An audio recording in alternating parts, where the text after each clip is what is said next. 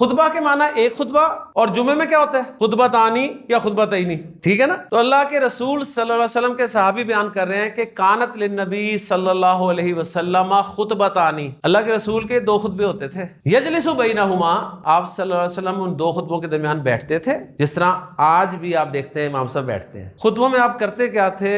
یقرأ القرآن، قرآن پڑھتے تھے، وَيُذَكِّرُ النَّاسَ، اور قرآن کے ذریعے لوگوں کو نصیحت فرماتے۔ آج بھی 2 خطبے ہوتے ہیں، امام صاحب 2 خطبوں کے درمیان تھوڑی دیر بیٹھتے ہیں، لیکن خطبوں میں کیا ہوتا ہے؟ عربی، وہ ہمیں آتی نہیں، ٹھیک ہے، وہ ہمیں آتی نہیں، اور اب اہم اتنے ہیں کہ میسج کنوے کرنا ہے، تو میسج کیسے کنوے کیا جائے؟ کچھ نے اجتہادی طور پہ یہ کیا کہ ان خطبوں کو نہ چھیڑیں، ان خطبوں سے پہلے ایک اردو تقریر رکھ لیں، انگریزی تقریر رکھ لیں، پنجابی تقریر رکھ لیں۔ میں پشاور گیا، وہاں پشتو تقریر تھی، میں اینڈ ٹائم پہ جاتا تھا۔ کچھ نے کہا کہ نہیں، خطبوں میں ہی اردو تقریر، انگریزی تقریر یا دوسری تقریر ڈال لیں، یہ اجتہادی مسئلہ ہے، اوکے، اٹس اوکے، کوئی ایسا ایشو نہیں ہے، لیکن اصل چیز ہے کہ خطبوں میں آپ کیا کرتے تھے؟ قرآن پڑھتے تھے۔ اس اردو تقریر میں، پنجابی میں، انگریزی میں، سب کچھ آپ کو مل جائے گا، اگر کچھ نہیں ملے گا تو قرآن۔ یہ بدقسمتی ہے۔